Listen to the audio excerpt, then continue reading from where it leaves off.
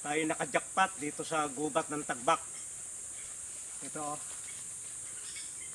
Kilala mo yan, malalapat ang dahon na matulis. Hindi siya sumasanga. Diretso lang siya. Ang katawan niya ay matubig. At ang kanyang amoy ay napakaganda. Parang amoy luya. Ito kasi ay nasa family din ng luya. Mula sa laman niya ay parang luya. Ang amoy niya ay parang luya. At ito'y matindi sa virus, sa mikrobyo, sa bakterya. Sa mga magtatanim ng palay, kung minsan ay nagkakatunggro yung dumidiro yung palay, ay siya. Mahirap ng remedyohan yon. Dalawa lamang ang gamot doon. Yung isa'y apog, yung lime, sasabog mo doon. Kundi kaya'y ang Tagbak. Wala lang akong dalang kutsilyo. Ito'y pinuputol-putol, pinipit-pit, at isinasabog doon sa palayan. At maaamoy ito ng mga insekto, mamamatay yung mga insekto. Maganda itong gamot sa mga skin diseases. Basta yung mga gamot sa kagatang ahas, maganda yung sa dugo at sa balat. Kaya ito'y ginagawang tea. Sangayon sa kanila, pag ito'y nakainom, lumalabas daw yung buo-buong dugo na itim at gumiginahawa, pati kanilang mga mayuma ay natatanggal. At hindi lahat ng tayo kukain para mapanatili sa buhay. Ang pagkuha ay hihigitin mo ng bigla. Ayan o. Para hindi masira yung katawan. Ayan o.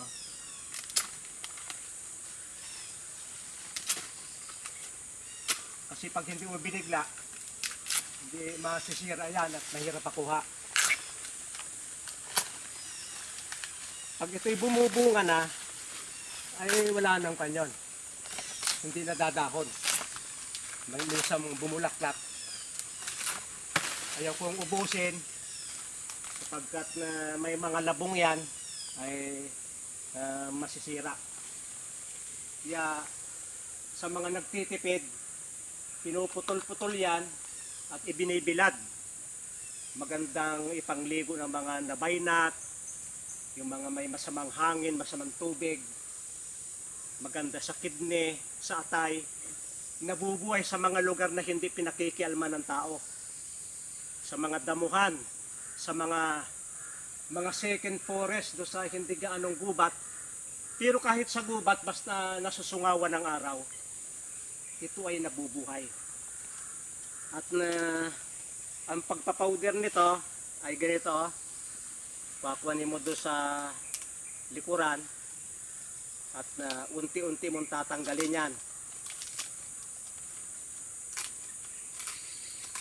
Ayan.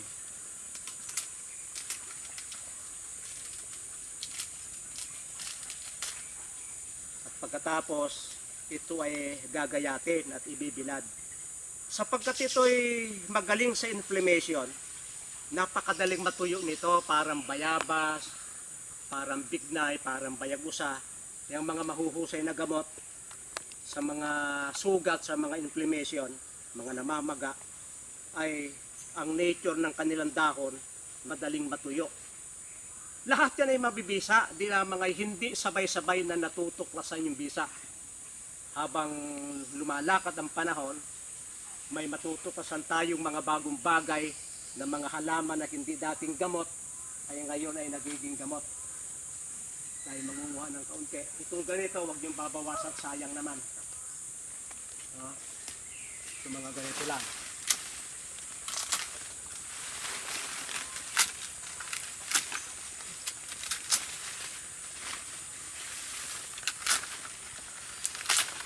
Ang bunga nito ay masarap.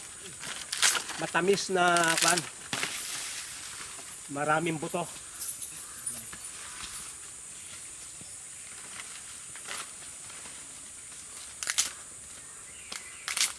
Habang lumalaki yung katawan, yung dahon ay lumalaki. Kaya itong ganito, mura pa, medyo maliit ang dahon at medyo manipis. Habang nagiging mature, ay kumakapal. Kaya Kukuha tayo ng mga malalapad lang.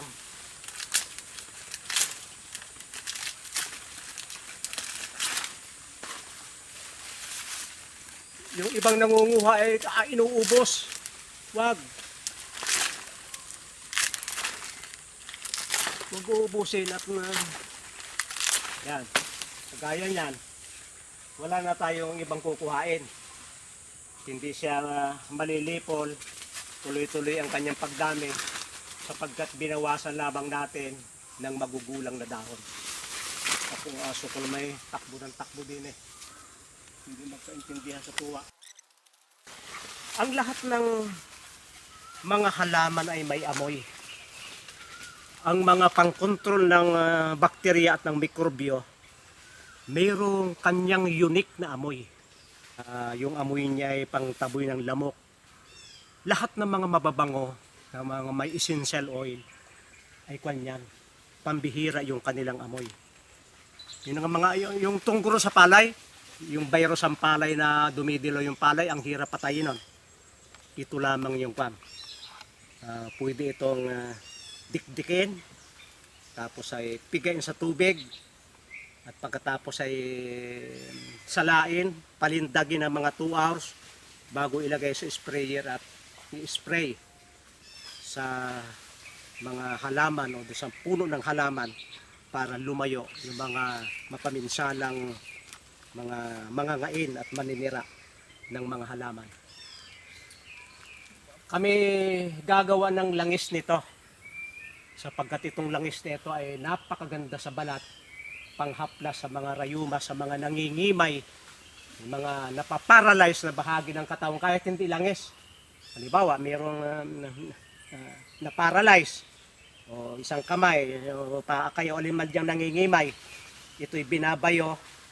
Pagkatapos ay wiwisi ka ng kaunting tubig o oil, yung mga virgin coconut oil o di kaya olive oil, para mamasa-masa, direktang itatapal at pagkatapos ay bibindahan. Yun ang paraan ng kunito. Alam niyo yung aking kapatid ay nanood nung aking video tungkol sa tagbak. Ay sa Mindoro ay mayroong parang pumunta na sa Manila, ay laking-laki na ng gastos. Ay ang ginawa niya, sabi ng aking kapatid ay napanood ko yan, na yan daw ay iniinom, nilalagat, itinatapal pa yung dahon. At siya kagustuhan mabuhay ay naghanap, naglaga. Pagkatapos ay inom, at yung mga sariwa binabayo at itinatapal do sa kung saan. Kasi ang kanyang kumbaga, lumalaki yung tiyan, namamaga, nagkakatubig. Merong water retention gawa ng kanyang sakit sa puso. Abay, binalitan ng aking kapatid ay talaga daw umigi. Kaya na magpa-powder nito para kung may problema kayo sa mga namamaga ay lalagyan lamang ninyo ng kaunting katasang patatas para magputik-putik, para lumapot at kayo na yung magtatapal sa mga lugar na namamaga. Ay kung yung tiyan nga na itinatanggal yung tubig ay gumaling, ay ibig sabihin ay mahusay ito. Nakakita kami ng tagbak na super lalaki ng dahon at ang maganda ay may bunga. Napakalago ng damo. Ang bunga ng tagbak ko, isang buwik siya, ay bubulaklak lang ito ng minsanan. Sa buong buhay niya, yung itong stem nito, isa lang ang bunga nito. At yun ay parang buwik na unang mahihinog itong sa ibaba. At na may mga maliliit pa. At ito'y napakasarap kainin. At pagbiyak, ginaganyan lang At pagkatapos ay makikita nyo yung maraming buto. Yung butong ito, pag marami, ay masarap gawing kape. Kasi mayroon siyang oil na pag sinangag ay bumabango yung kanyang oil, masarap na kape. Ito'y kinakain ng mga ibon at ng tao. Tikman natin.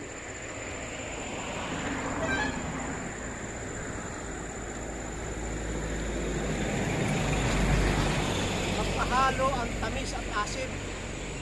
Kaya napakasarap.